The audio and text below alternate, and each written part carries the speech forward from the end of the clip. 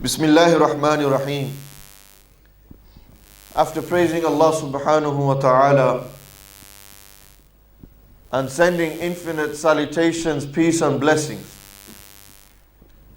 upon the best of creation,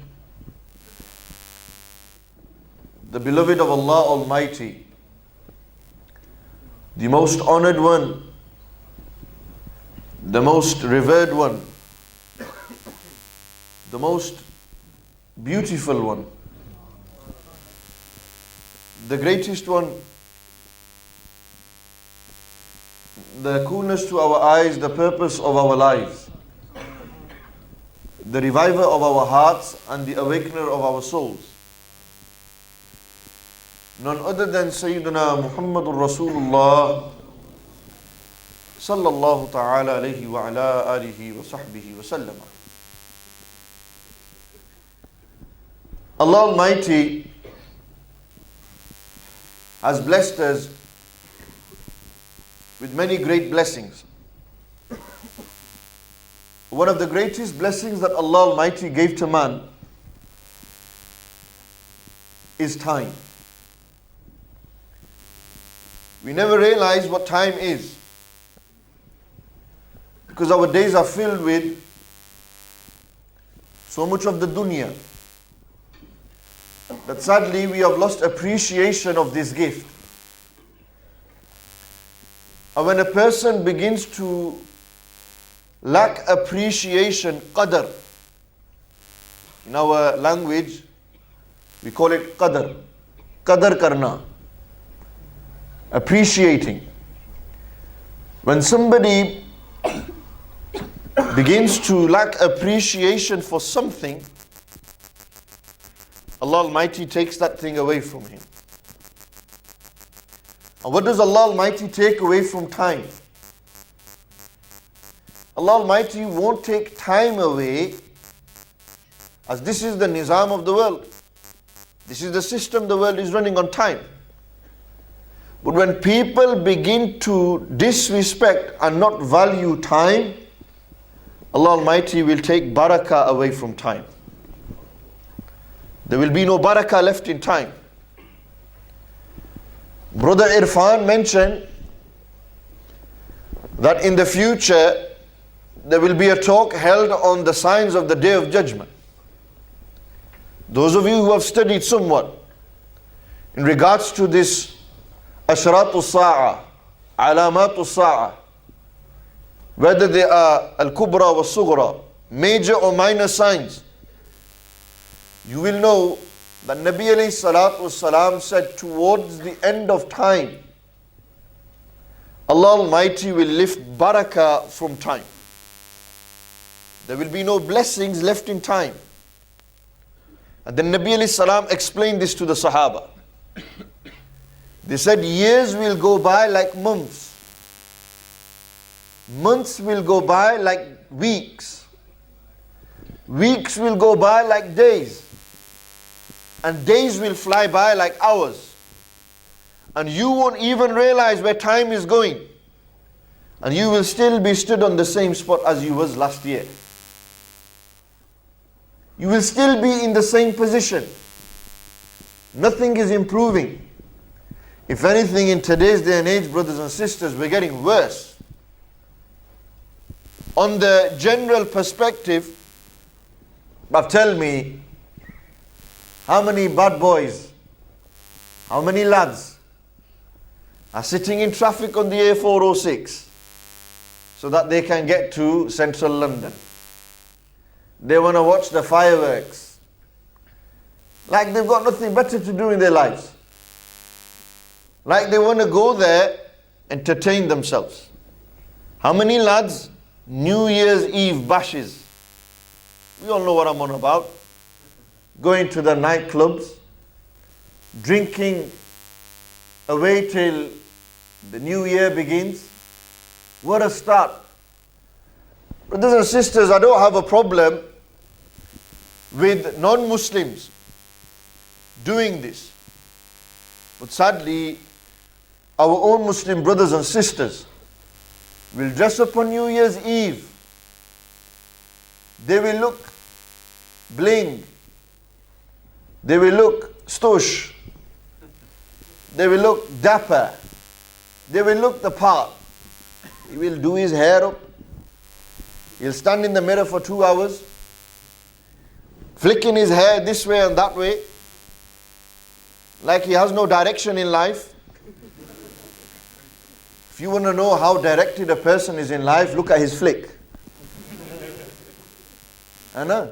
If you want to know how directed he is, look where his flicks are going. The man's got 10 flicks popping out of his head. He's in all directions. And if you got no hair, then you're all right. Eh? You see all these elder men here in their mid-40s, 50s, the Hajis that are sitting here, no hair, they lost direction in life. Life taught them mortgages too much. Cars, business, they've seen it all. Then they lose hair. Young people, look at them, spiked up hair, flick going here, there, everywhere. They're all over the place. Determine someone by the hairstyle. Don't judge someone. See, judging is not right. We shouldn't judge. But determine. You can take out, you can somewhat see. You see, we can only know a person according to the apparent. We don't know what's in his heart. Inna Allah alimun bizati sudur. Allah knows what's in the hearts. We don't know. I can only determine according to the external, what he has. If he looks the bad boy, immediately the perception is, the man's a bad boy. If she dresses with tight clothes, immediately the perception is, she has no respect for herself. If he's wearing jubba, immediately you think, the man's a Maulvi. If he's got a big beard, you think, don't go near him. You don't think the man's a good guy, you go, that's danger. Brother, this is the God squad walking. This is dangerous. These are perceptions. We as young people growing up, we used to see bearded lads come give da'wah, tabligh, whatever. And we used to think, brother, make an excuse quickly. This man's going to be 2 hours here and he's going to tell me the same thing my mum's been telling me. So double lecture on the same day. I never went to school, but I still got my lectures. I never went to school, but I still got my lecture. He's going to go on, brother, the fire of hell is going to be blowing in your face 70 times hotter. And I'm going to think, yeah, all right, no problem. Perception in it, it's in our mind. Going back to the point of time. Time is a gift Allah has given to man. There are 24 hours in the day. 60 minutes in an hour. 60 seconds in every minute. It's amazing numbers, isn't it? You know, when you look at time ticking by, every second that's gone will never come back. I can promise you that, brother. Every moment that's leaving your life will never come back to you. There's only one way forward. It's forward. There's no going back. Just forward. Tick tock, tick tock, tick tock. Gone. 1 minute, 2, 3. Every minute that passes us by, how do we spend that minute? Chalo, if you don't value minutes, every hour that goes by, how do you spend your hour? In a typical day in a teenager's life, he'll wake up at 7 in the morning, have some breakfast, put his uniform on, go to school, brush his teeth, go to school. 9 o'clock he starts till 3. That's 6 hours in the day he's educating himself. It's amazing, isn't it? 6 hours. And this is the routine of a child from nursery, unless he's doing half day, or say from year 1, all the way till year 11. That's what happens. I've been through that system, most of you guys have been through it. Year 11. Then if he was a brainy lad, a clever sister, went to A levels. It extended from 6 hours, probably go down to 4, maybe even max 8. Because he went to library, studied, did all that. All this time, he's going there. When he comes home, 3 o'clock, 4 o'clock, gets home, has breakfast, runs straight to the mosque. 2 hours he'll do in the mosque. The 2 hours in the masjid will not influence him more than the 6 hours in school. The numbers don't add up, man. And the 2 hours that he gets in mosque, he doesn't learn that much as well. It's unfortunate. Our masajids have failed our systems. They failed us badly. You know what made the greatest civilizations in the past what they were? Education. That was the key. Knowledge. You know what they've done to us? The enemy, you know what he's done? He said, take the Quran out of his life. Take the hadith out of his life. Take these things out of his life and you watch. They will go downhill. They will become disunited. There will be no unity amongst these people. When there's no unity, we can make videos against the Prophet and they won't care. We'll burn a Quran and they won't care. This is what they, look, how they have weakened us. We are blind and oblivious to what's happening in this world at this moment in time, brothers and sisters. It's a fact. Everyone's got this big hoo-ha, 2013's beginning. Man's going to have to chill out. Spoiling and throwing their lives away.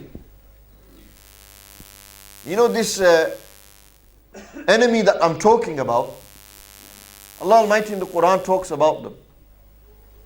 Allah Almighty in the Quran speaks about these people. People who entire aim is to weaken Islam. Shaitan wants to weaken Islam. The people of Shaitan want to weaken Islam. And to do that, they filled our time with useless things. That's what they've done. They've replaced the most valuable things in our lives with iPhones, iPads, MacBook Pros, PlayStation 3s, Xbox. Every lad sat here will know what a PlayStation 3 Xbox looks like.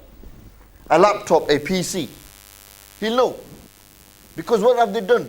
From a young age, instead of holding the Quran in their hands, they're holding joypads. It's true, innit? You hold the Quran like this, 2 hands. What have they done? 2 hands you need to hold the joystick. FIFA 13, Call of Duty. What is it called, man? He doesn't know. Black Ops 2. This 2, that 2. Grand Theft Auto. Gran Turismo. Need for Speed. There's a need for speed. I know. What a title. There's a need for, look, the games have attractive titles. Call of Duty. What are you, a soldier? Call of Duty. Mom, I'm going on Call of Duty. Aaya putra. Tu barat sona likh raha hai. Call of Duty. Tu muh nahi to hota tu Call of Duty chala gaya. Eh? You can't even wash your face and Call of Duty's come for you. Who's called you to duty? Brother, Call of Duty's from Allah. Anna. Real Call of Duty is from Allah. How many calls of duties have you neglected and failed, brother? Because the fake Call of Duty has taken your life. It's taken over your life. Amazing how these people work. How they want to take you away from the deen. Call of Duty. How many young people are hooked onto this game? You know, violence. Where do young people learn about AK-47s? About these magnums, shotguns, these super rifles, machetes, knives, grenades, rocket launchers. Brother, a young kid knows about all this. Tell me, what's polluted his mind? He grows up, he's violent natured. Imam Sahib, mera putter violent hai. My son's a very violent lad. He's got anger management problem. You know, GBH, ABH. He's aggressive. I say, you know, when he was a kid, what did he used to play? Fight night. What did he used to play? Call of Duty. You know, Call of Duty is, what's the parental rating for that? Allahu Akbar. You know how many under 18s play that game? How many of your children play it? You've never thought about it, have you? Why is he so violent? Because when he comes from school, he puts on his PS3, Xbox. Take your mobiles off. He puts it on, and that's it. He's sat there. Hypnotized. Gone. You take something from him, he won't even realize. He won't even realize. Putter, band kar. Won't listen. Putter, band kar. Won't listen. 10 times you'll tell him. You know why? He's hypnotized. Shaitan's got him gripped. He's so gripped into this, so lost into this, that psychologically these images are now in his mind. When he goes to sleep, what does he dream? He's dreaming he's blowing things up in Afghanistan. Why? Psychologically these images are now registered inside him. Nabi alayhi salatu wasalam said when a child reaches the age of 7, tell him to read namaz. Our children reach the age of 7 and we get really happy. My son knows how to unlock my iPhone. What a miracle. He knows how to use the iPhone. We have so much fakhr. My putter knows how to play with iPhone. Subhanallah. Can your son read the kalima? Not got there yet. Wajasi. But he's got the iPhone in it. Look, mentality of parents today, man. Going back to the point of time. Time is a gift from Allah Almighty. Time is going by. Every second that goes by in our life will never come back. Every hour, every moment is a precious moment in a believer's life. For every second, every minute, Allah will ask you how you spent it. It's a reality, man. It's a fact. How you spent your time. Amazing, Allahu Akbar. Allah's blessed you on the New Year's Eve, the last night of 2012, that you are in the house of Allah Almighty. This is what he called productive time management. You are managing your time well. You're sitting here. Some of you have wudu, some of you don't have wudu. You've sat here 2-3 hours. Do you think Allah is going to destroy these deeds that you've earned? No. Allah said, Inna Allah la yudi'u ajral muhsinin. Allah is not going to destroy, is not going to put into vain the deeds of the muhsinin, the good doers. Sitting in the house of Allah Almighty is rewarding. In a nightclub and a pub, there's no reward. It's a sin. Here you are in the presence of angels. There you are in the presence of devils. Here you remember Allah Almighty. There you remember shaitan.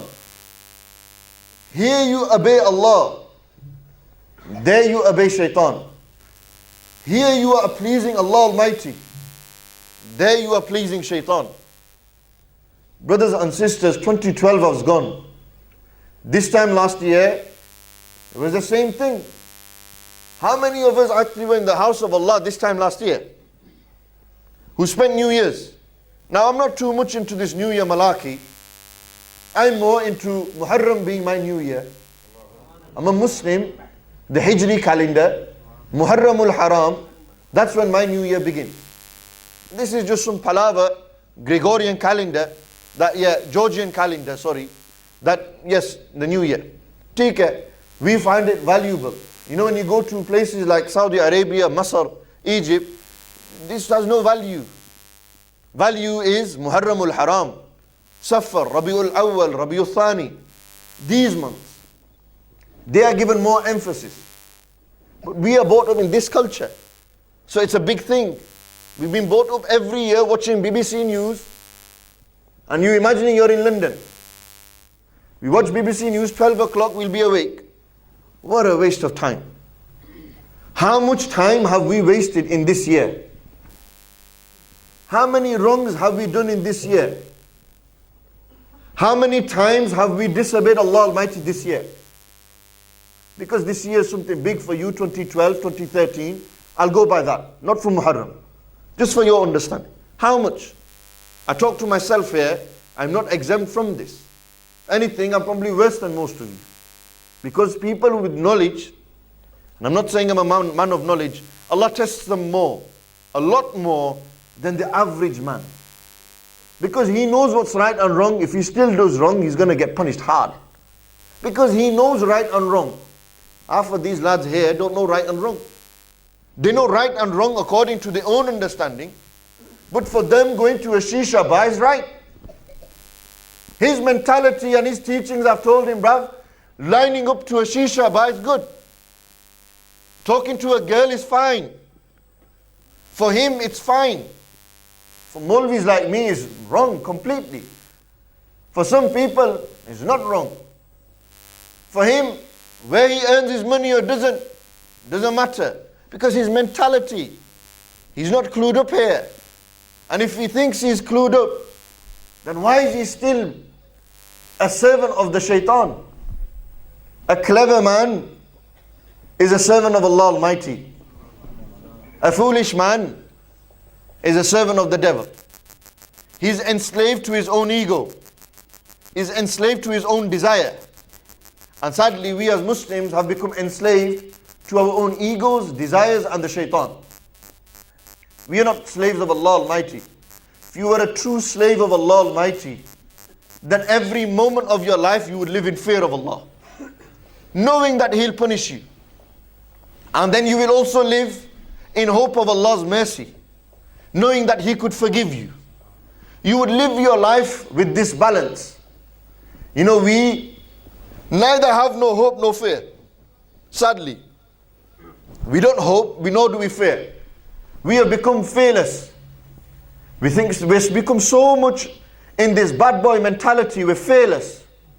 Bruv, nothing can bring me down. I'm the man. I am everything. The I has killed us.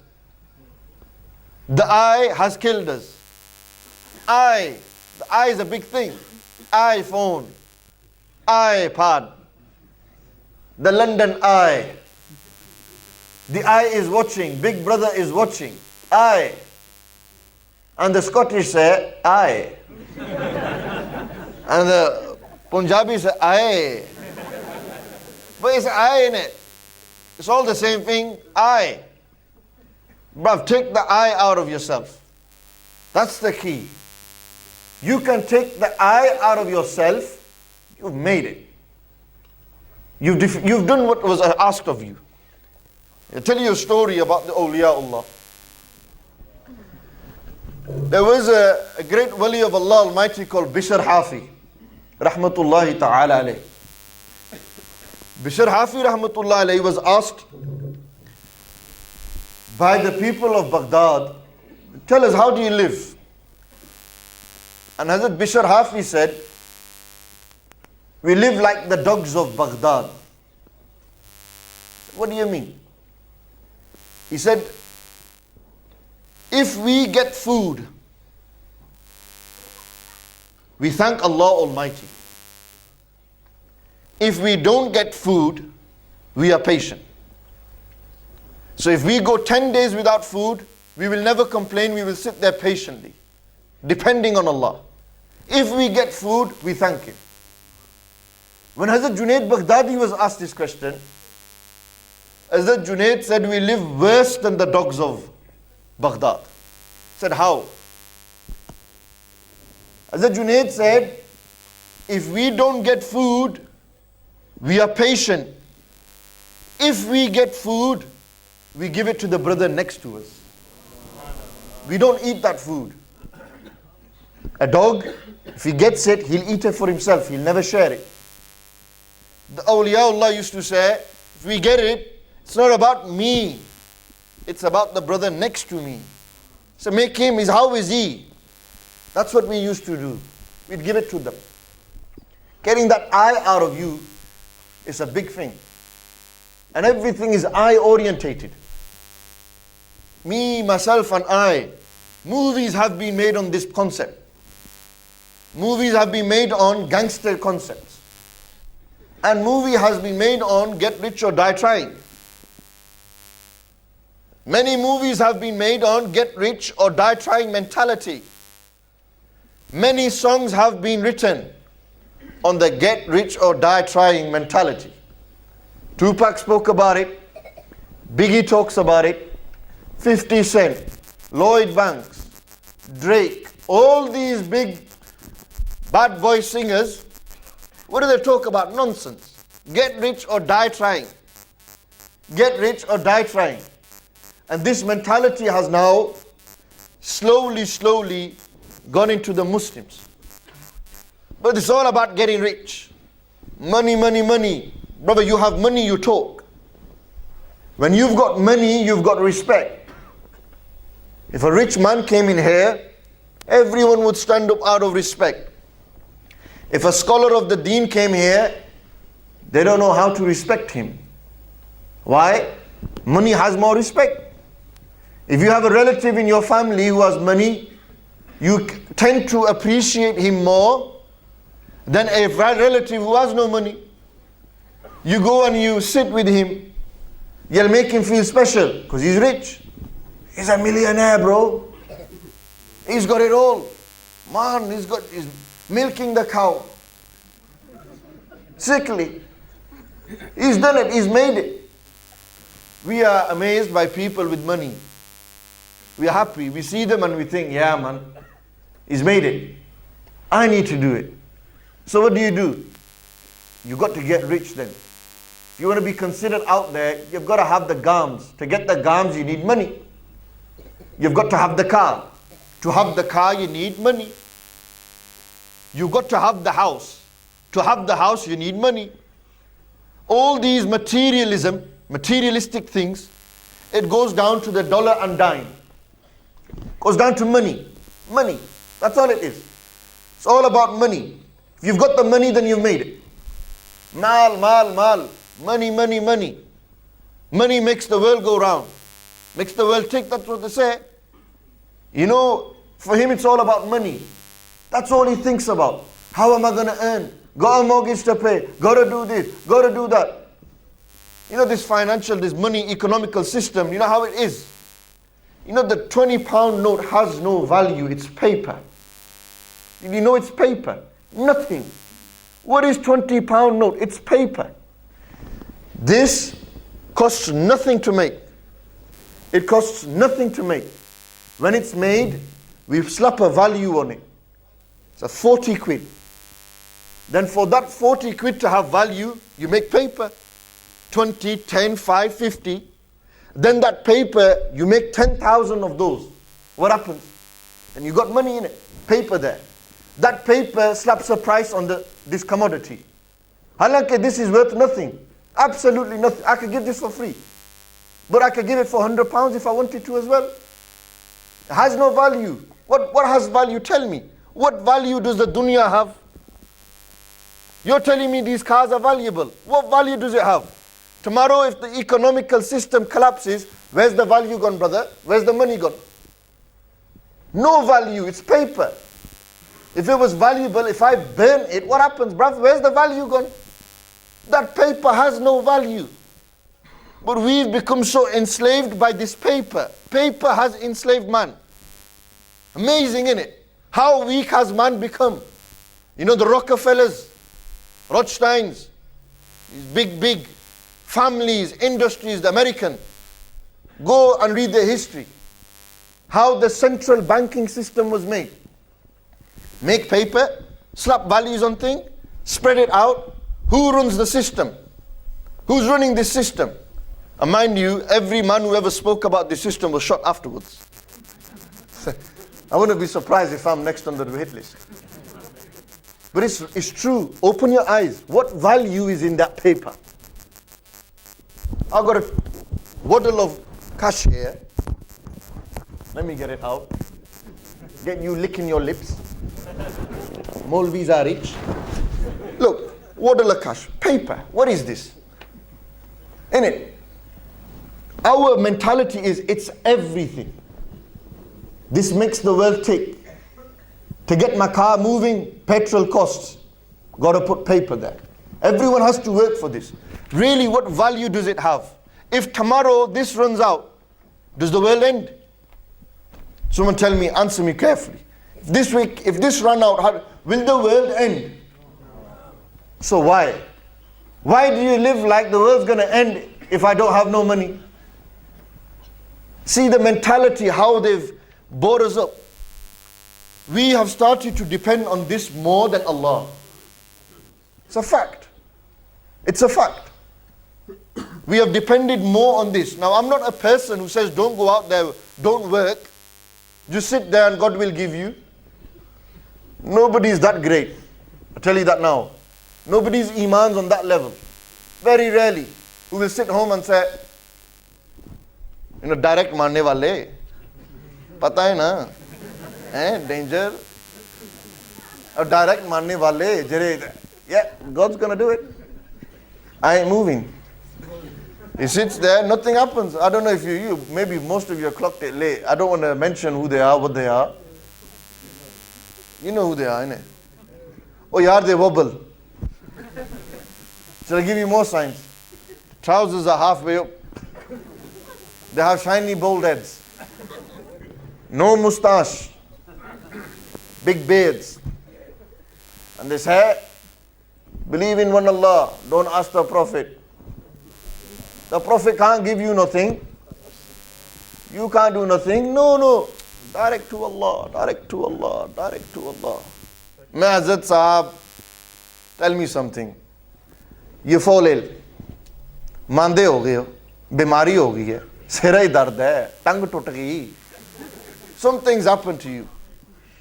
Why do you go to the doctor, man? Oh, yaar, go direct to Allah. Doctor Sahab kya? Which ajeeb tawheed do you follow? Your tawheed teaches you, brother, don't ask anyone for help. Go direct to Allah. That's what their tawheed teaches them. I know I'm going slightly off, but a bhi aham point hai na. This is important as well. We can't neglect the importance of our belief system. Understanding tawheed. It's a big thing, tawheed on the street, innit? Muwahideen, I believe in one Allah, brother. You can't ask anyone other than Allah for help. That's what they're saying. I've seen it written in their books, man. The same guy who's writing it, when he's fallen ill, he goes to Dr. Sahab, help me. The Dr. Sahab says, are you the one who wrote, don't ask anyone other than Allah? What am I? Am I God to you? No. So why are you coming to me then? Go and sit there, wait for direct help. But you see, this tawheed understanding is messed up. It's messed up. When you're ill, you go to the doctor and say, Dr. Sahab, help me. In reality, it's Allah who is helping you. There's no denying that. Hakiki madadgar. Hakiki madadgar. Actual helper is Allah Almighty. But the wasila is the doctor. There's a difference. Now when you're physically ill and you need to go to a physician and a doctor, Dr. Sahab, help me. Dr. Sahab cures you. And then when you are spiritually ill, when your heart's not beating right, you've got diseases like jealousy, the eyes inside you, me, mentality, when you've got hatred, anger, you've got envy, you've got hypocrisy, all these hidden ailments and diseases in your heart, who's going to help that? Hasn't Allah sent a cure for this as well?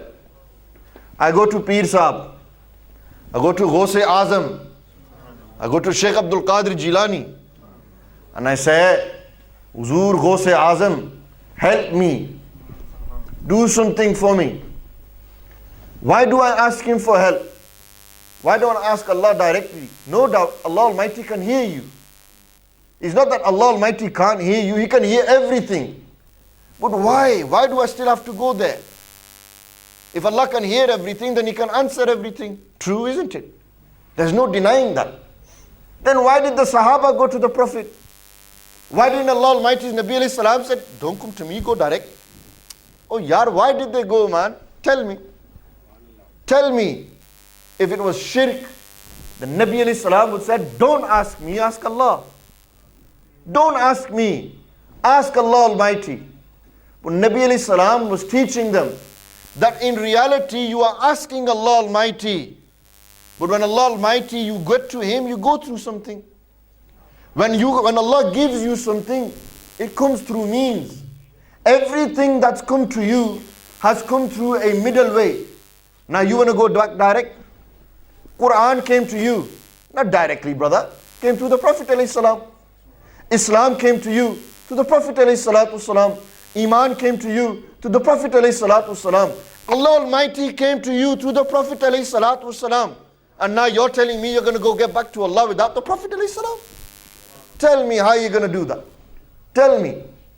When ayat of the Quran. You know, Allah Almighty said, Ud'uni astajib lakum. Ask me, I will give you. I will answer for you. Allah said, ask me. Then in another ayat of the Quran, Allah said, وَإِذَا سَأَلَكَ عِبَادِ عَنِّي فَإِنِّي قَرِيبٌ. وَإِذَا سَأَلَكَ عِبَادِ عَنِّي. When my servants ask you, Allah said, when my servants ask you, tell them I am close. Who are the servants asking? Who are they asking? The Prophet ﷺ. What are they asking about? Allah Almighty. Allah Almighty says, oh my Prophet, you tell them in return. Why didn't Allah tell them directly? Allah said, you tell them in return that I am close to them. But let it come from you. When they asked about Allah Almighty, what did Allah say? Allah didn't say, I am one. Allah Almighty said, Qul, oh my beloved, you tell them, I am one. Allah didn't tell them directly. We know Allah is one because Nabi alayhi salam told us. And if Nabi alayhi salam is the wasilatul wasail, the greatest helper, greatest middle way to Allah Almighty, then why are you leaving that and trying to be a hero and go yourself? Anyways, going back to that point. So you find people, you can't just sit there, you have to go out and work. I'm not denying that. You have to go out, work, earn money, earn halal. Sadly, people have turned to haram. It's a fact. Nabi alayhi salatu wasalam told the ummah that every nation, inna likulli ummatin fitnatun. Every nation had a trial. Wa fitnatu ummatihi al-mal. And Nabi alayhi salam said, the trial of my nation, the test of my nation will be money. Money will trial my nation. Mal will take them and misguide them. Nabi alayhi salatu wasalam said to the Sahaba, I don't fear anyone will commit shirk. My ummah will never commit shirk. How clear is the Nabi alayhi salam saying this? My ummah will never commit shirk. And then you find people who say he is a mushrik. Who's right and who's wrong then? Is Nabi alayhi salam right? Or is this person who claims that we are mushrik right? Who do you say is right? Nabi alayhi salam. Because Nabi alayhi salam said, my ummah will never commit shirk. Nabi alayhi salam will never be wrong. That person is no doubt wrong. They said it clearly. My ummah will never commit shirk. But I fear. Nabi alayhi salam said, my fear is that my people will begin to compete with one another as to who can get the richest. They will fight with one another over money. There will be competition on the street. Next month's driving a car, next month wants a bigger car. Next month's got a big house, next month will do anything to get a big house. Mentality, I've got to be better than him. better than my family. This mentality, that's what's destroying our minds today. Nabi alayhi salatu wasalam spoke about this to the Sahaba. You know, money, there's a proverb that my sheikh once told me. They said money can be happiness if it's spent on other people. Money can be happiness when you spend it on other people. Because when you spend it on the other person, it brings a smile to his face. And you want to see the other brother smile. You want to see your sister smile. And when you see them smile, look at how much happiness this mal and daulat has brought. Money isn't entirely a bad thing. It gets you through life. Just as we need water, air, we need money. But when money becomes your life, that's a problem, brother. And subconsciously, that's what's happening. Not consciously. Everyone consciously sitting here knows money is nothing. I've explained to you this, it's nothing. I've mentioned that. You would think about that now.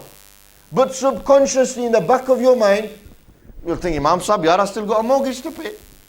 It doesn't change nothing by you saying this. I still got to pay my mortgage. That's what we think.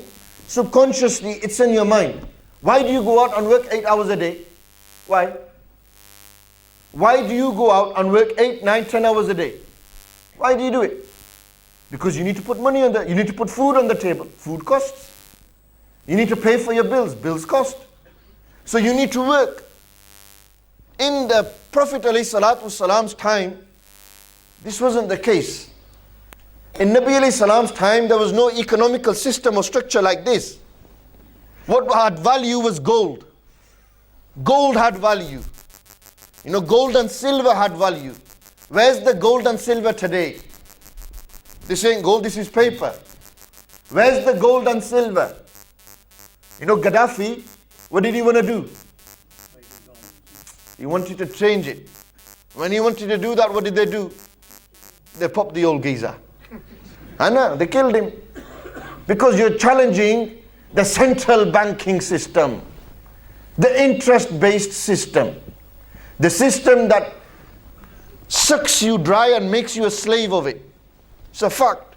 We become slaves to that system. We can't do nothing but to go through this system. It's a fact, isn't it? When our elders came to this country, they came here as economical migrants. When they found that there's so much ease in this life, in UK, they brought their whole family over here. We are now 3rd, 4th generation children. It's in our blood, our system. We can't live without wearing Gucci and Armani. That's how we've been brought up. Now, if for you to change that mentality, brother, I'm not telling you not to wear Gucci and Armani. I'm asking you to change your mentality, bro. Change the mentality. Stop thinking like them. Become your own person. Become a servant of Allah Almighty. This is garments. What is garments? Today they're here, tomorrow when you're buried, you're only wearing 2 sheets. Where's your garments gone, brother? Where's it gone? Tell me. Today you bowl around in the biggest cars, tomorrow you will be in a coffin. Tomorrow people will have to carry you. You'll have no strength left in yourself. Next man will carry you. Today you talk like you are everything. Tomorrow where are you going to talk? Nobody can hear your voice no more. Where's your voice gone? Life is short, brother. Very short. People die every moment. The turn of the year, millions will be born, millions will die. It's true, isn't it? Millions will be born, millions will die. Your time will come, my time will come.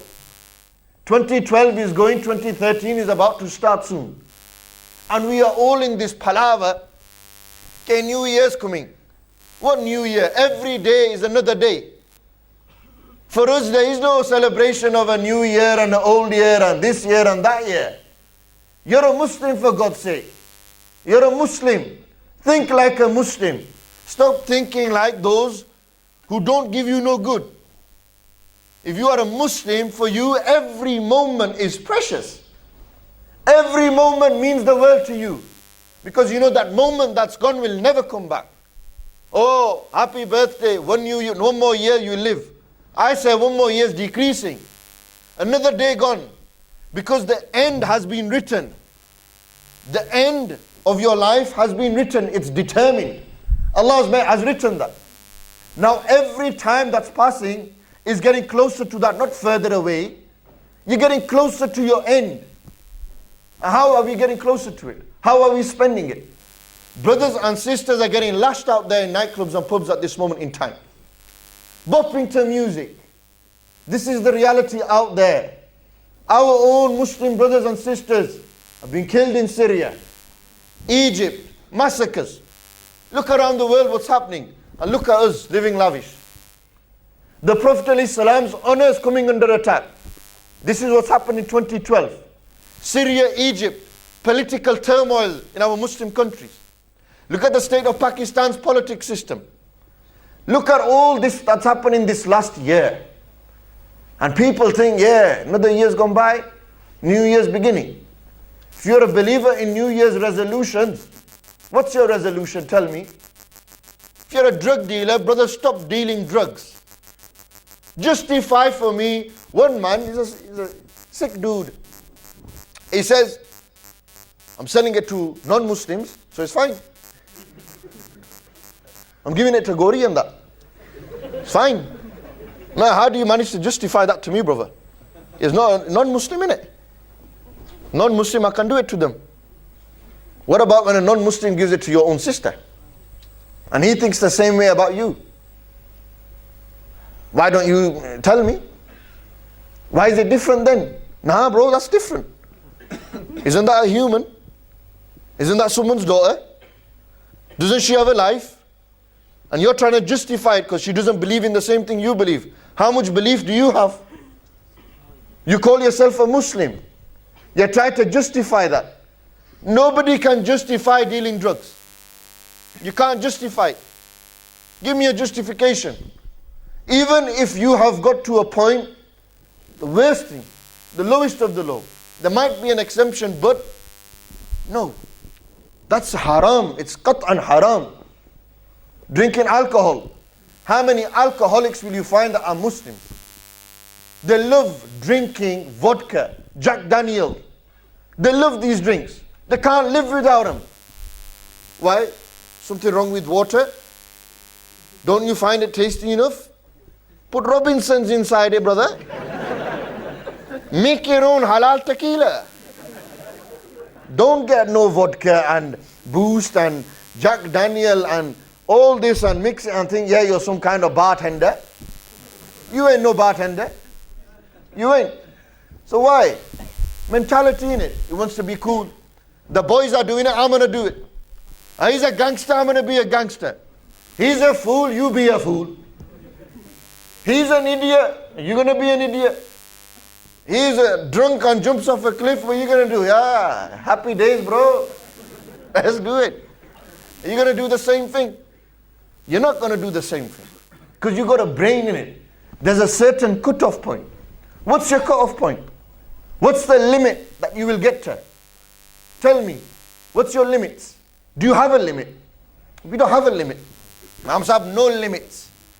He thinks he's gangster by saying, I have no limits. He thinks he's a bad boy by saying, I have no fear. She thinks she's something cool and precious. I don't care. I'm not going to wear a scarf. I don't need to wear a scarf. Make a New Year's resolution. You're going to dress properly. Why? Why do we say to sisters, wear a scarf? People don't look at the wisdom. People don't want to understand this concept. They don't want to. No doubt, Allah has put immense beauty inside the woman. Immense amount of beauty. And Allah Almighty has made it a law that they cover their beauty. When this beauty becomes exposed, then watch what happens in society. We live in a society where the women expose their beauty. It's a fact. It's a fact. You see a woman with the hair out, ooh, she's blown me away. Damn. She's from next thing, man. All the adverts come into your head. The Pantene Pro V's. Head and Shoulders. You smell the... What sprays do they wear? I don't know what sprays they wear. Chanel? Don't. Oh, Siddhi Bhavana. You must have a wife or a sister who's, who wears it. Someone will know, innit? Don't chaki gayo sare. Apu lying ne khulle. You can wear it yourself, but buddiye tu na laya. Oh, tu la se te kam kharab ho gaya. You wear it, it's gone wrong. You can wear your jupon gompol golti, Oh, she can't wear it, Aye. Tu the kamal kar deta hai, yaqeen kar. You've killed it, you have. See, she can wear it, you can't wear it. Or you can wear it and she can't wear it unless she's wearing the trousers. The married men know what I'm on about. In one country, there's only one prime minister, isn't there? This country is a bit weird. They've got two, one Naib and one David Cameron and Mr. Nick Clegg. There's a different story, joint coalition parliament. That's a different story. But in general, you always have one leader. When you have two leaders, three leaders, arguments occur. In our Islamic family values, there's one leader. And the one that's the deputy, they work hand in hand together. It's the nucleus. When you have the mother and the father both thinking they are leaders, the children are going to think, who shall I follow? Which leader's right? It's true, innit? It's common sense. Imagine you have two kings in one country. One king says, I want to paint that wall green. The other one says, I want to paint it blue. They're going to be arguing all day. So to make decisions, there's one. But to make that decision, you need to talk to the next one. Innit? How many domestic violence issues are there? How many sisters and mothers are being abused out there? Are treated like dirt in their houses. It's a fact. Massive issue. So many sisters have said, Imam Sahib, talk about this issue. Come out with this issue. And I'm telling you, 2012 turning to 2013, how many of us have seen our mothers, sisters, daughters being abused? Whether it's verbal, physical. Justify it to me, brother. That you can raise your hand to your own mother. Or you can raise your hand to your wife. Justify it. Tell me it's allowed. Never did Nabi alayhi salam raise their hand to their wives. Never. Sayyidah Aisha radiallahu ta'ala anha said, Nabi alayhi salam never raised their hand to any child or any one of their wives. Anyone, not even their slaves that they were freed. The only time Nabi alayhi salam raised their hand was when they were in jihad in the way of Allah. That's the only time. Never. What kind of Muslim are you that beats your own wife up? Tell me, justify it to me, brother. How many sisters out there, lives have we destroyed? How many women who get married with hope and next month's a drug dealer, next month's an alcoholic? Don't you have no feelings for your wife? Your children, you go out there, earn haram, and you think you can come home and feed your own son that haram money? You think it's allowed? Justify it to me. The Sahaba were so strict on this issue. Sayyidina Abu Bakr as-Siddiq radiyallahu ta'ala anhu, one day they ate something that was unlawful for them. I think it didn't even belong to them. It was someone else's property. When they found out that it wasn't theirs, and it wasn't allowed for them, Sayyidina Abu Bakr as-Siddiq put their fingers into their mouth, and they vomited everything back out. He said, Ya Abu Bakr, why? Why did you vomit everything out? He said, because it was unlawful for me, haram for me. And every haram morsel that will go into my body, the fire of Jahannam will burn there. Look at the iman of Sayyidina Abu Bakr Siddiq. And look at us. Look at how we are. We've lacked fear in Allah Almighty. So it's a fact. We try to justify our poverty by doing haram and earning haram. Whether it's fraud, whether it's insurance scams, whether it's robbing someone. Allah Almighty in the Quran says, وَلَا تَأْكُلُوا أَمْوَالَكُمْ بَيْنَكُمْ بِالْبَاطِلِ. And do not consume your money amongst yourselves falsely. Abdullah bin Abbas radiyallahu anhuma, when commentating on this verse, said there are two ways.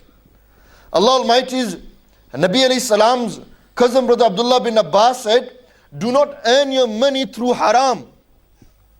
One is through lying. You know these dodgy claims you make, justify it's halal. Someone's claimed, crashed into him, Boom. Oh, whiplash hoya, whiplash. Foreign claim aani hai. Yeah man, go whiplash. There's no scratch on the car, brother. How did you manage to get whiplash? Easy claim in it. No claim. How does it go? No win, no claim. Fee claim, jo bhi hai na? No win. No, there's another saying, in one of my talks I mentioned it. Don't delay, claim today. Don't delay. Look at that. How catchy. When you see the advert, don't delay, claim today. Don't delay. You basically, what they're saying, don't delay, destroy yourself today. That's what they're saying. That's what they're really saying. Don't delay, destroy yourself today. Why? Just a bit of money. I mentioned to you, this has no value. In reality, it's nothing. The most valuable thing in the end is your iman. It will hold value. However, they say it keeps the world ticking. When this will end, the world will still tick. What ticks the world is Allah Almighty. Not mal and dolat. Mal and dolat's here today, gone tomorrow. One guy, so rich, everything. Mus'ab bin Umair, Sahabi Rasul. Mus'ab bin Umair radiyallahu an had everything. His father was minted, lived in a mansion in Makkah Mukarramah, wore the best garments of that time, the best footwear, everything Mus'ab bin Umair had. Radiyallahu ta'ala anhu. Hazrat Mus'ab bin Umair used to walk in the streets. Nabi alayhi salam would be sat with the Sahaba and they would say, look how rich this boy is. When Hazrat Mus'ab bin Umair became Muslim, 19 years old, Hazrat Mus'ab bin Umair gave everything up.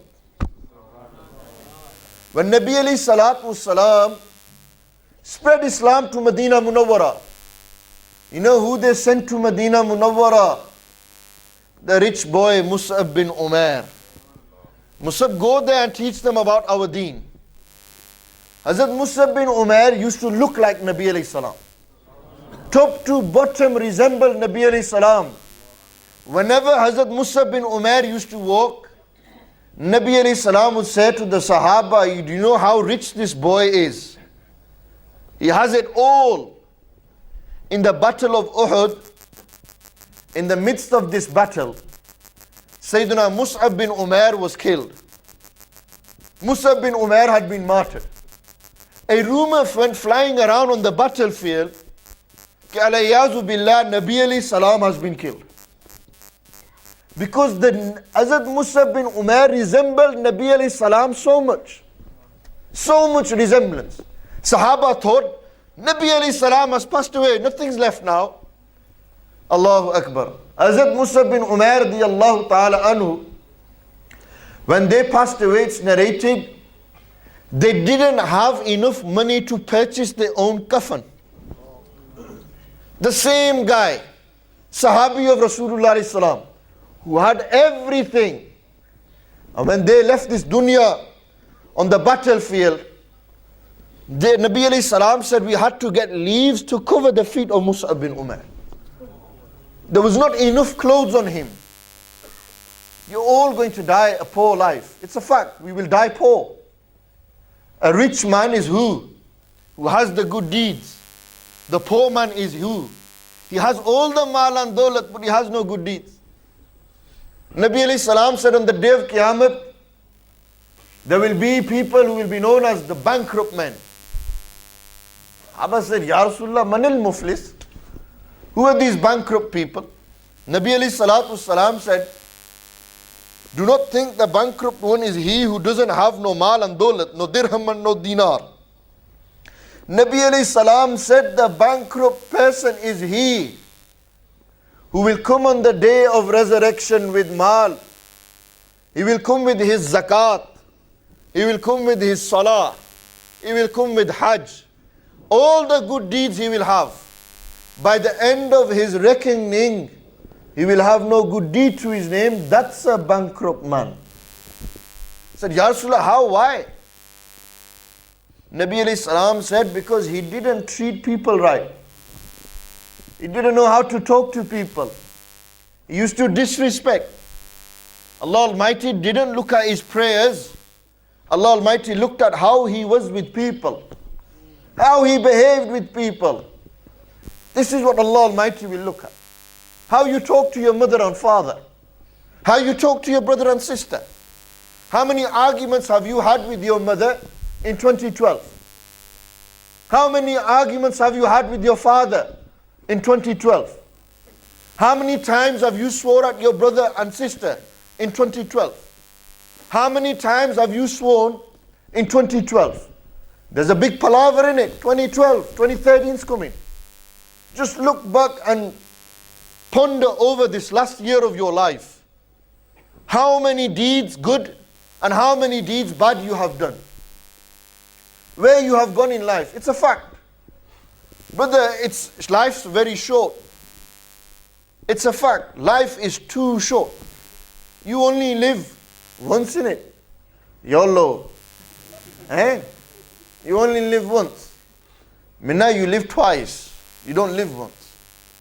You live once here, you live once in the next world. You will have to stand in front of Allah Almighty. You will have to stand in front of Allah subhanahu wa ta'ala.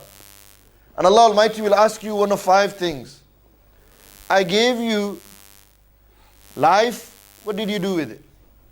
I gave you youth, how did you spend it? You earned money, where did you earn your money from? Abu Hurairah radiallahu anhu used to say, I prefer to eat dust in my mouth than to eat one morsel that is haram. Because I will never touch haram. Nabi alayhi salatu wassalam, I'll put my money away. 2012 last sin hai, Nick Mullah's money on that. Ay, Molvi. And then he goes, Nabi alayhi salatu wassalam, Allahu Akbar. So many things they said to the Sahaba in regards to money. Nabi alayhi salatu wassalam said, whoever doesn't care where he earns his money from, Allah Almighty doesn't care through which fire of Jahannam, which gate of the fire of Jahannam Allah enters him. Allah doesn't care. You didn't care where you took your money from, and you want Allah Almighty to care where He's going to send you? Allah will not care about him who didn't care about where he earned his money from. Nabi alayhi salatu wassalam said, whoever does Hajj, bimalin haramin, with haram mal and dolat, haram money, and he stands on there and he says, Labbaik Allahumma Labbaik. You know what Allah Almighty says? There's a voice that calls out and said, La Labbaika wa la sa'daik, mardudun, La Labbaika wa la sa'daika hajjuka, mardudun alayka. There's no Labbaik, no sa'daik for you today. The Hajj you have performed has been rejected by Allah Almighty. Why? Because the money that he went to Hajj with, Umrah with, was haram. Amazing, isn't it? Allah Almighty wouldn't accept no good deed. Hazrat Sufyan al-Sawri radiyallahu ta'ala anhu, Hazrat Sufyan al-Sawri used to say, whoever earns something haram, man anfaqa al-harama fi ta'ah, whoever earns haram doing a good thing for a good reason, it is like he is washing his clothes with bad water. He's washing his clothes with urine. Look, that cloth is clean. It's pak, it's halal. But what is he using to clean it? Something haram. He is doing something good but earning haram. He's doing something bad, earning haram by using the name of good. Today, how do we define that? He grows a beard and deals drugs. How many drug dealers will you find with beards? Justifying it. I got a beard, I read my namaz.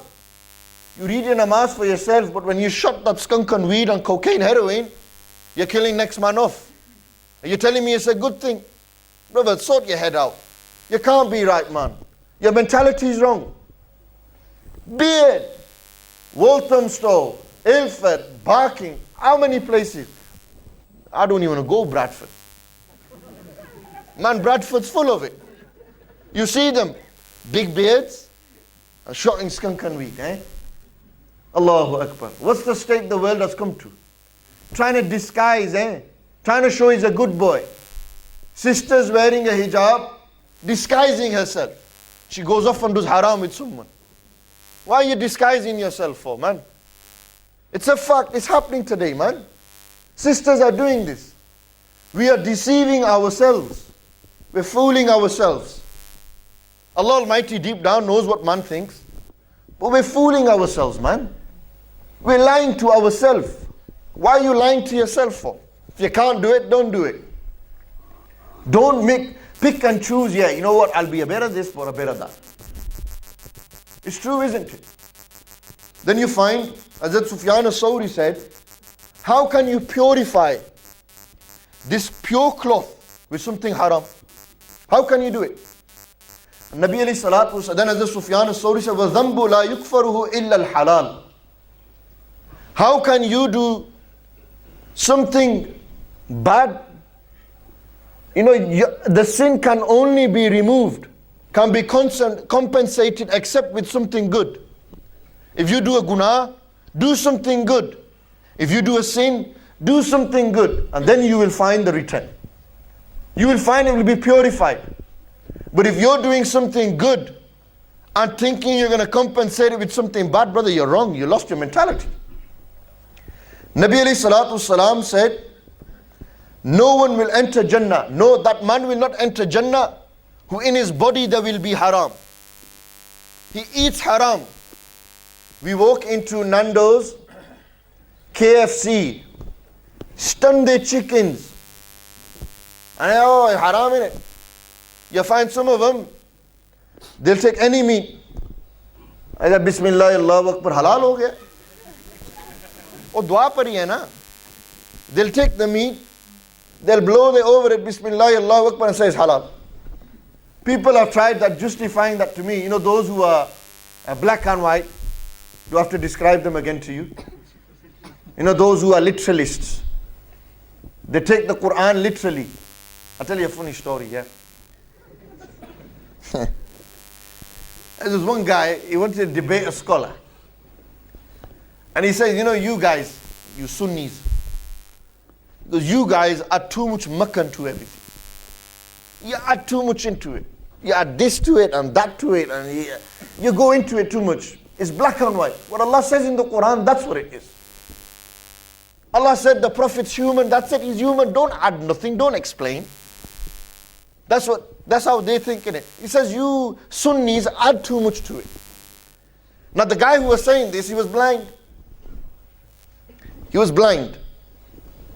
Allah Almighty in the Quran said, whoever's blind in this dunya, he will be blind in the akhirah.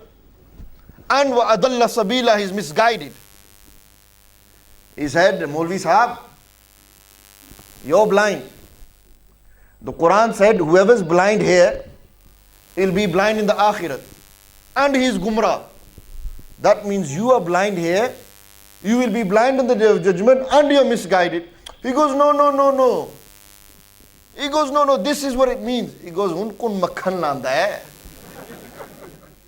Who's adding it now? Who's trying to explain it? Take it literally now, go on.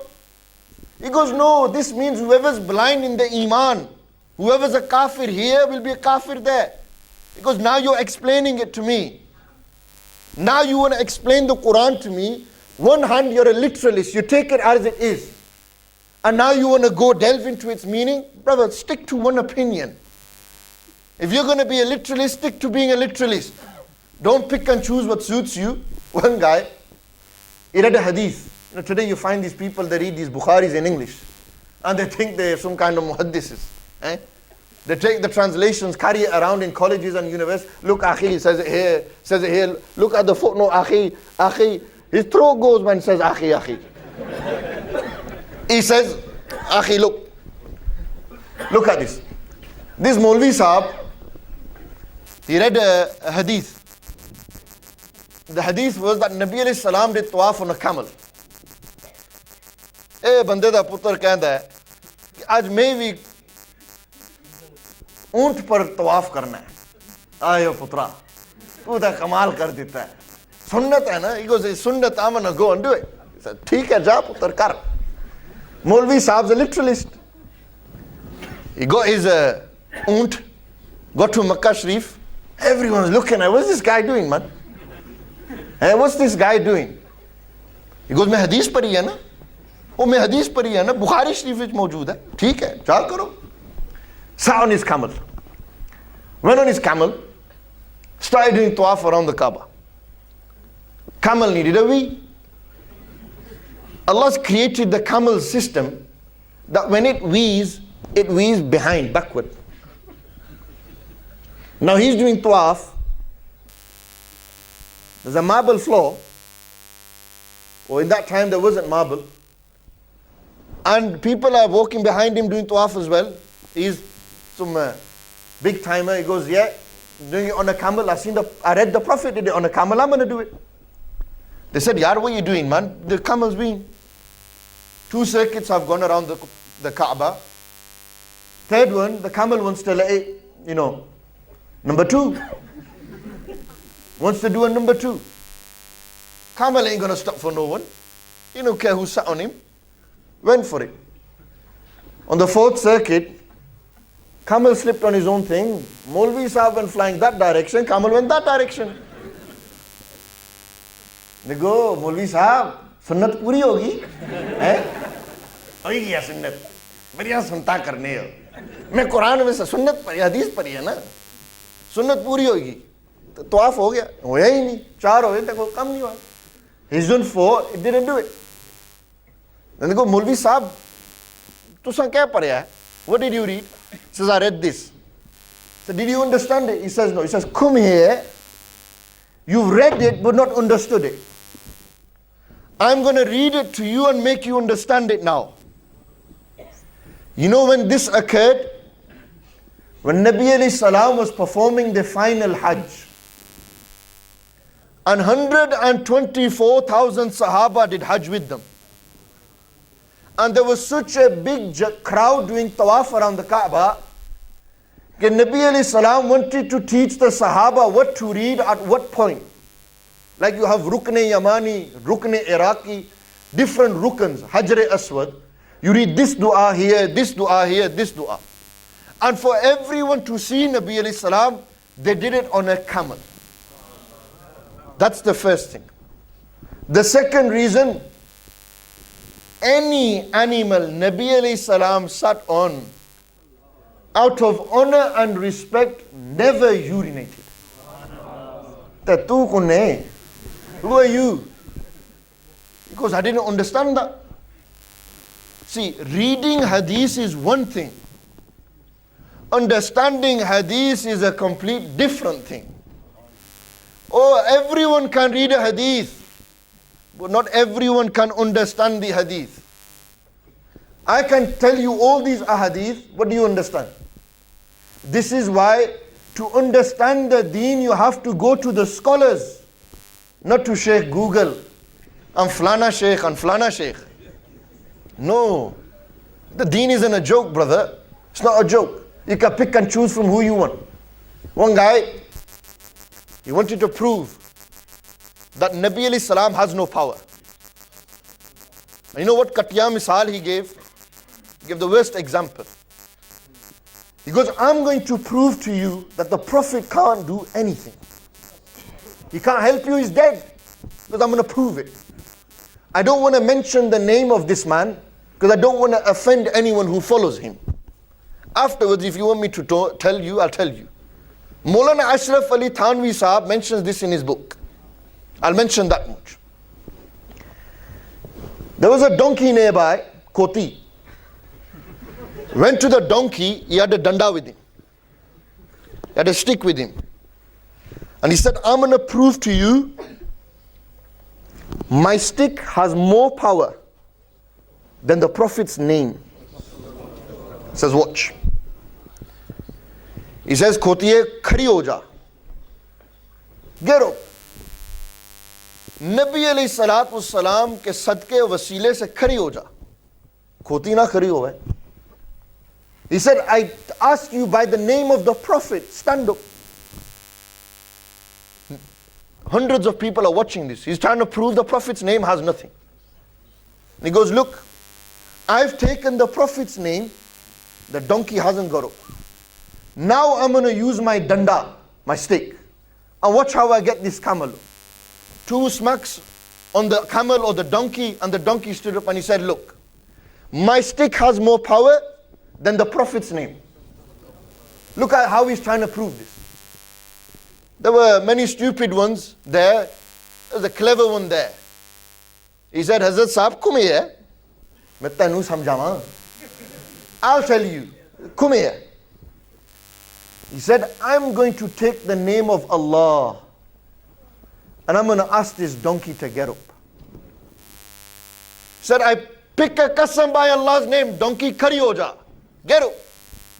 Donkey wouldn't get up. He said, now I'm going to prove to you that this stick has more power than the name of Allah. When he said that, you lot haven't understood. What was he trying to prove? He's trying to prove that you're giving this example to prove the Prophet's name has no power. I used the name of Allah, the donkey still didn't stand up. There's no name greater than the name of Allah. It still didn't stand up. What are you going to say? Allah's name has no power? Are you going to say Allah's name has no power? Of course it has power. What does it prove? Nothing. If you use Allah's name and the donkey didn't stand up, are you going to say Allah's name has no power? Tell me who's going to say that. Is there anyone here who believes Allah's name has no power?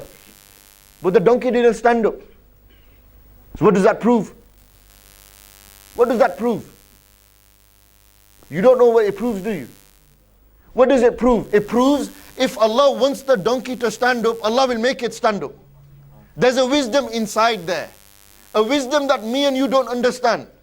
Because that was mentioned, this name was mentioned, it doesn't prove anything about his Aqidah. If anything, it proves our Aqidah.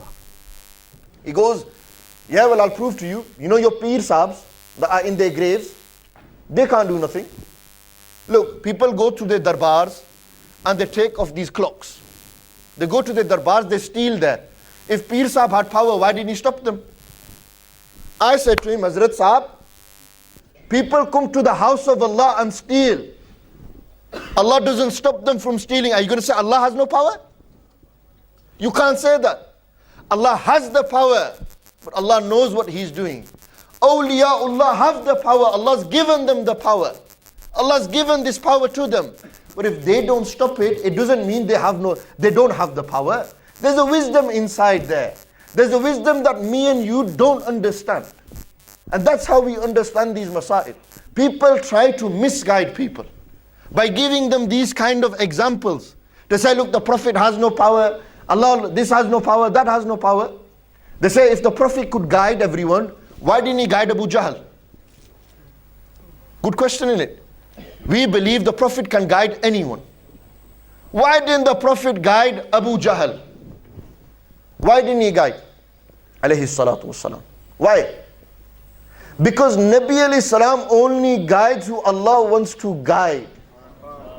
Nabi alayhi salam will never guide anyone that Allah doesn't want guided. Nabi alayhi salam's raza mandi is the raza of Allah Almighty. Nabi alayhi salam only does what Allah Almighty wants. Nabi alayhi salam will never do something that Allah doesn't want to do.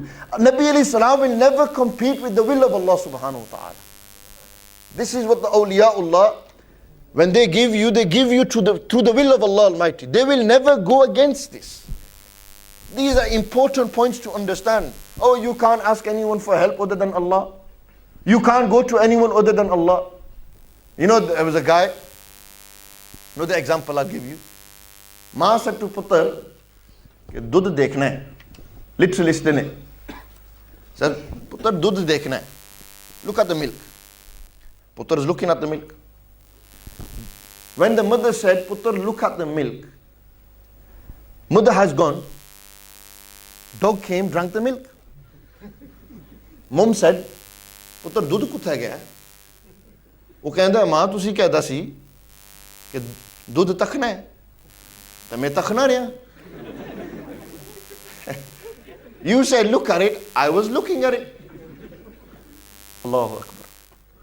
Then it was said to him, Putter, I didn't say look, I didn't mean literally. What I meant was look after it. Or dekhbhal karni hai. But he took it literally. These people take the Quran literally. They read it once, that's it. The Prophet's like me and you, literally. The Prophet said, I don't know the knowledge of the unseen. Literally take it. That means the Prophet doesn't know what's going to happen tomorrow. These people are trying to misguide you. Watch out for people that have this. And now, inshallah al-aziz, I want to conclude my talk. I've gone on over the limit. The brothers are waiting for the Mawlid as well. They will be doing nasheeds in the praise of Rasulullah sallallahu alayhi wa sallam. The final point I'm going to say to you, alhamdulillah, all of you have sat here, enjoyed today's talk. I hope you've learned many things as well. In relation to your Aqidah, you've learned many things in relation to life as well. Life is very short. The only guarantee in life you have is death. And you could die at any moment, any time, anywhere, any place. We don't know when we will die. The final few moments of this year, we should spend in the praise of Rasulullah sallallahu. As Muslims, this is what we should do. Wallahi, I swear by Allah, how fortunate are you people today, sisters and brothers, that you are in the house of Allah, and there are so many that are misguided out there. Count yourself lucky, and make a niyat, your New Year's resolution. Make this resolution that you're going to do sincere tawbah. You're going to cry and repent to Allah Almighty. You're going to say, oh Allah, whatever sins I've done in this last year, please forgive me. I've had many brothers message me something that I want to share with you. They always message me and said, Imam Sahib, I've done too many sins. Will Allah ever forgive me? He always says, I've had so many lads, even sisters, I've done so many sins, Imam Sahib. So many sins. Will Allah ever forgive me? Will He ever forgive me? That's what this lad, that's all he's thinking about. Will Allah ever forgive me? Imam Sahib, guarantee that for me. I can't guarantee nothing. But I can tell you this much in the Quran and through the ahadith. Nabi alayhi salatu wasalam said, even if man had committed so many sins that they filled the entire earth till the skies, from east to west, and he sincerely repented to Allah Almighty, Allah Almighty will forgive him. Allah will forgive him. Allah will forgive every sin of his. Nabi alayhi salatu wasalam said, there was one man, you've heard this story many times from me. He killed 99 people. 99 murders. He went to Maulvi Sahib and said, Maulvi Sahib, will Allah forgive me? Maulvi Sahib, tere koi khair nahi. Mujhe janmi janmi. No good for you. He said, then no problem, I'll kill you too. Mere 100. ठीक है. Now he's killed 100 people. He's gone to another Imam Sahib or a rabbi, because he was a Jewish man. Will Allah forgive me? He said, Allah will forgive you. But you have to go to so and so place and do tawbah. On the way there, he died. Didn't do tawbah. Didn't repent to Allah. He died. When he died, angels began to debate. Angels debated and said, he's going to hell. Others were saying he's going to heaven. They were debating one another. The debate came to Allah Almighty, and Allah Almighty decided that to settle this argument between the angels, they should go and measure the land. If he is closer to the last murder, he will be punished. If he is closer to the forgiveness, then he'll be forgiven. Now he had died closer to the last murder. But Allah Almighty commanded the earth to bring him closer to Rahmah. When Allah commanded him, the earth, the angels went, measured it, they come back and they said, Ya Allah, he's closer to your Rahmah. Allah Almighty said, if he's closer to my mercy, then I've forgiven him. He didn't do tawbah. What did he have? Intention to change. Brothers and sisters, it all begins with intention to change. You sit here, intend to change. Whether you change or not, that's another story. But make the intention in your heart, you want to change your ways. If you earn bad, you earn good. If you do bad, you do good. If you look at bad, you look at good. If you listen to bad, you listen to good. You swap it. It's a hard test. It's difficult. It's not 2 days. Now you're all buzzed up, psyched up, gonna do zikr, gonna listen to nasheed. You're on it. When you walk out of there, you probably go home and switch on Sky News and look at Russia's lights and this light and that light and that light, this firework and that firework. I just heard a firework. Did you hear fireworks? Fireworks. Look, it's all gone off out there. How much money are they spending on that? And millions are dying in the world. How lost has the world got just to satisfy the egos? May Allah subhanahu wa ta'ala grant us true iman in our hearts. Ameen. Love of Rasulullah alayhi salatu wassalam. Allah forgive us all for our major and minor sins. وأقول قولي هذا أستغفر الله لي ولكم وآخر دعوانا أن الحمد لله رب العالمين.